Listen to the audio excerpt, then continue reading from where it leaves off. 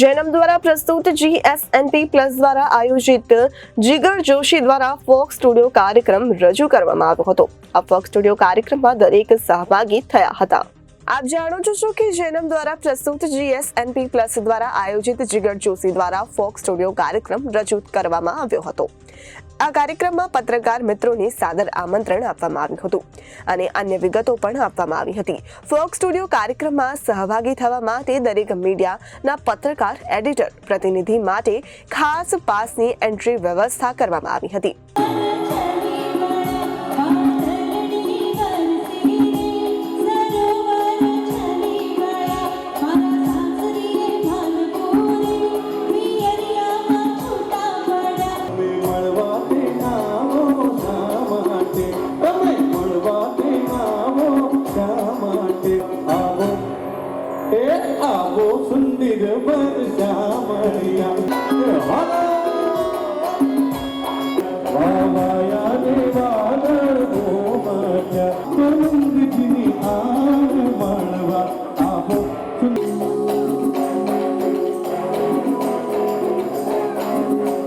મારું નામ સોનાલી શિંદે છે।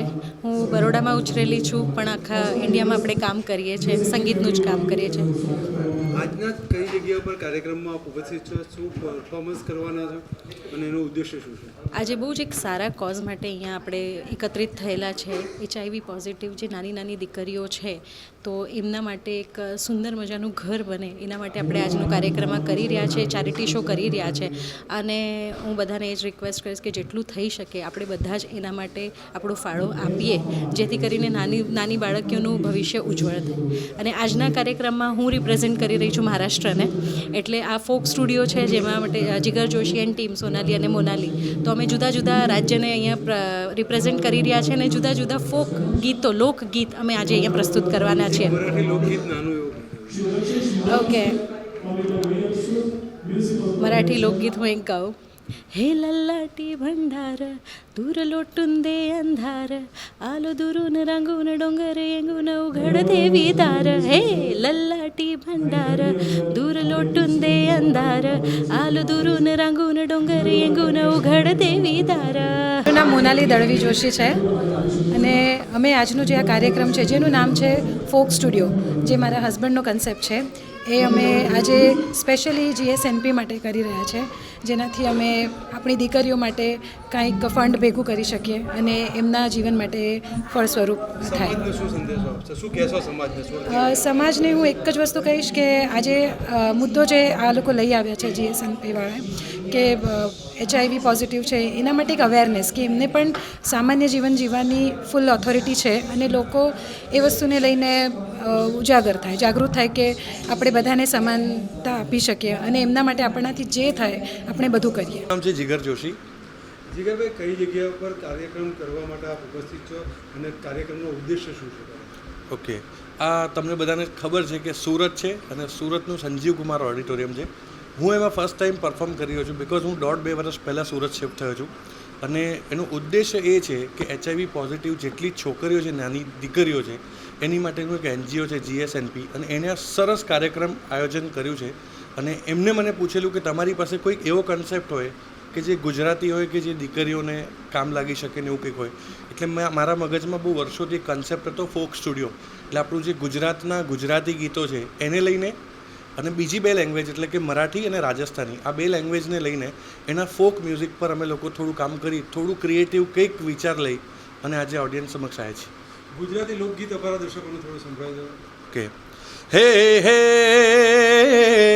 કૃષ્ણ ભગવાન હાલ્યા દ્વારિકાને કાંઈ, કૃષ્ણ ભગવાન હાલ્યા દ્વારિકાને કાંઈ, લીધો રે મણિયારા વાળો વેશ કે હોવા હોવા, લીધો મણિયારા વાળો વેશ કે હું તો તુને વારુલ્યાજી હો મણિયારા, કે હું તો તુને વારુલ્યાજી હો મણિયારા। આજના ફોક સ્ટુડિયો કાર્યક્રમ એક ઉમદા કાર્ય માટે રાખવામાં આવ્યો છે GSNP પ્લસ સંસ્થા દ્વારા, અને આ સંસ્થાથી હું ઘણા સમયથી પરિચિત છું અને પોતે પણ આ બીમારીમાં હોય અને પછી બીજા માટે કાર્ય કરવા, એટલે દરિદ્રનારાયણની સેવા કરવી જે સ્વામી વિવેકાનંદે કીધું હતું કે મને એક જ વ્યક્તિ ગમે જે દરિદ્રનારાયણની સેવા કરે, એવી આ સંસ્થા કાર્ય કરે છે. એટલે નતમસ્તક વંદન કરું છું બધા જ એના આયોજકોને. અને જે કાર્ય કરવા માટે આજે આયોજન કર્યું છે, સુરત કર્ણની ભૂમિ છે, જે વિચાર છે, જે ધારે છે, અને આ તો ખૂબ જ ઊંચું કાર્ય છે. એટલે તમામ આયોજકોનું જે ઉમદા ઉદ્દેશ્ય છે એ ભગવાન પૂરી કરે એવી પ્રાર્થના કરું છું. અને મારો પૂરો સહયોગ આ સંસ્થાને છે. અસ્તુ ભારત માતા કી જય. મારું નામ દક્ષાબેન પટેલ છે. હું GSNP plus Gujarat state network of people living with HIV, જે HIV પોઝિટિવ લોકોનું સંગઠન છે, એની સ્થાપક છું અને હું મંત્રી છું. આજનો આ જે ફોક સ્ટુડિયો ઇવેન્ટ છે એ એક સંગીતના માધ્યમથી સંવેદના ઊભી કરવા માટેનો અમારો એક આ પ્રયાસ છે, જેમાં HIV પોઝિટિવ નિરાધાર, જરૂરિયાતમંદ અને જે નીડી ગર્લ્સ છે, જે અમારી HIV પોઝિટિવ દીકરીઓ છે, એમની માટે અમે એક નવા ભવનનું નિર્માણ કરવા જઈ રહ્યા છીએ.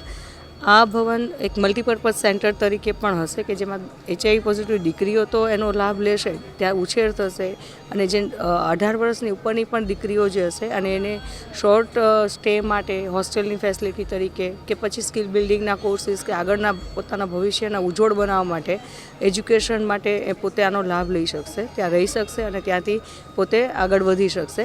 સાથોસાથ જે સુરતમાં કે સુરતની આજુબાજુના ગુજરાતના બધા જિલ્લાઓ માટે પણ જે HIV પોઝિટિવ લોકો અહીંથી મલ્ટીપર્પઝ સેવાઓનો પણ લાભ લેશે. તો આ ફોક સ્ટુડિયો દ્વારા અમે એ જ પ્રયત્ન કર્યો છે કે જે આ ભવનના નિર્માણ માટે એક ફંડ રેઝિંગ ઇવેન્ટ તરીકે આયોજન કર્યું છે. આજના કાર્યક્રમમાં મેયરશ્રી જિગ્નેશભાઈ પાટીલ, હર્ષભાઈ સંઘવીનો અને પ્રફુલ્લભાઈ પાનસરીનો અમને ખૂબ જ સારો સંદેશ પણ મળ્યો છે.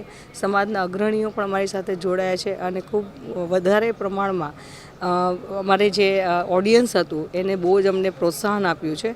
અને જીગરભાઈ જોશી અને જે એમના સિંગર્સ છે સોનાલી અને મનાલી, એમના દ્વારા ફોક સોંગ્સ ઉપર ખૂબ જ સરસ બધાને એક એન્ટરટેન કરવામાં આવ્યું છે. તો આપના માધ્યમથી હું એ જ કહેવા માગું છું કે GSNP પ્લસ સાથે આપ સૌ પણ જોડાવ અને જે અમારું આ ડ્રીમ પ્રોજેક્ટ છે એમાં તમે પણ તન મન ધનથી અમારી સાથે આગળ વધો. Thank you. સંસ્થાને હૂંફ મળે શું મેસેજ આપશો ખાસ કરીને આવા દીકરા દીકરીઓને?